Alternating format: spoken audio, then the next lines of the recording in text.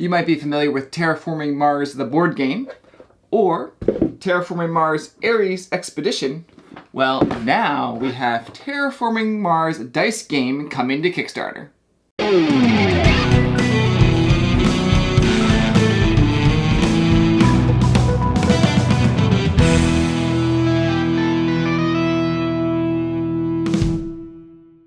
Thank you for joining me here at Tantrum House Studio D. I'm Kevin Delp. Terraforming Mars Dice Game is a competitive card-driven dice game for 1 to 4 players that takes about 45 minutes to play. It's being published by Stronghold Games, who is sponsoring this video. I'm going to give you an overview of the game, so hopefully you'll understand the big concepts in the game. And just so you know, this is a prototype copy, so this is not the final components that you're seeing. On the main game board, you have the planet Mars that you'll be able to terraform throughout the game. There's also places to raise the temperature and oxygen levels. There are awards that you'll set at the beginning of the game that offer end game points, and also milestones that you can achieve during the game.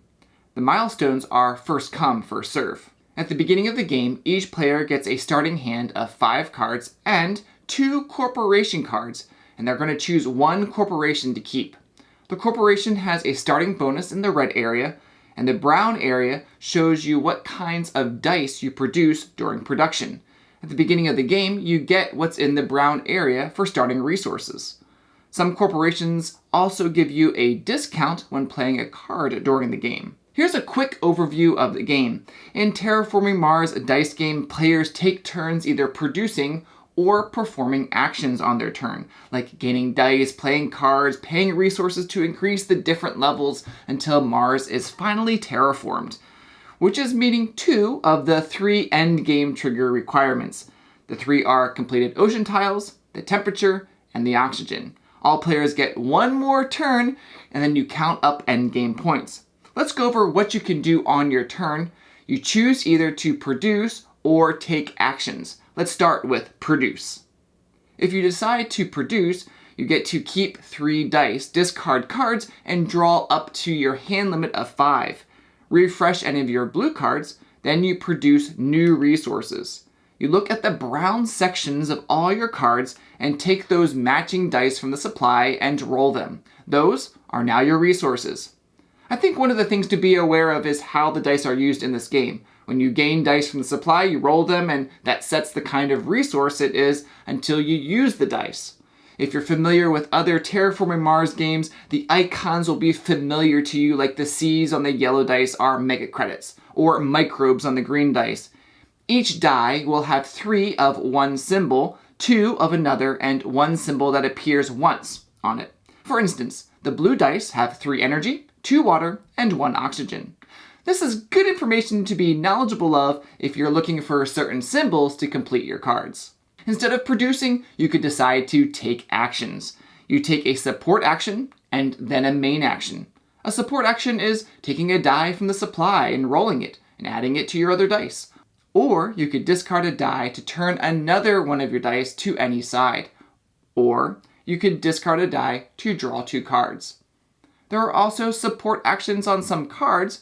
They'll be represented by a yellow arrow. After you choose one support action, you do your main action. You choose one of the following. Play a card from your hand, which I'll explain in a minute, or spend resources to do things on the main board, like spending heat to increase the temperature, water to place an ocean tile, plants for greenery, city resources for a city tile, or mega credits for victory points. Other than placing your card, all of these other actions are going to give you victory points, some more than others depending on where you're placing them on the Mars board.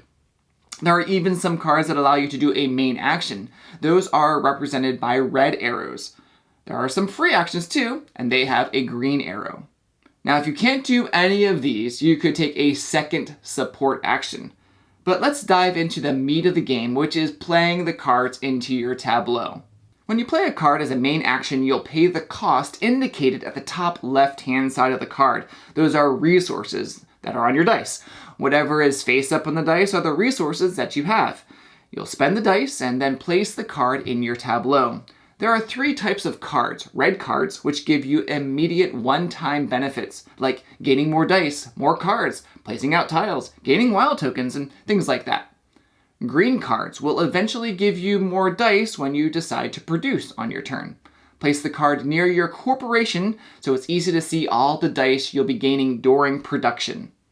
And most blue cards you place in your tableau, and then you're going to be able to activate later in the game. You'll turn the card to show you've used it, and then during a production turn, you'll be able to refresh all your blue cards. Another part of Terraforming Mars Dice Game are the bonus cards. Once you pass 5 and 12 points on the track, you gain a bonus card. Many of them are immediate benefits, but some allow you to increase your dice production. There's quite a few ways of getting points in the game, not only from terraforming on the main board during the game, but also anytime you see these points with the green banner, you'll get immediate points. And endgame points from achieving milestones and numbers on the red banners. Those are points. Points are also awarded from the awards. Basically, it's majority scoring for who has the most and second most of each of the matching icons that are on the cards in your tableau. Now, you're really trying to synergize your cards together, sometimes even doing some combos like play a card that lets you go up the oxygen track, which, if timed right, could give you 2 Celsius resources, and you'll also be going up the point track, which could even give you a bonus card and get you even more stuff. Or getting a benefit when you lay a tile on the board that will help you in future turns. That's all about managing those resources so you can take efficient actions. You don't want to be wasting turns just doing 2 support actions in a row if you can help it.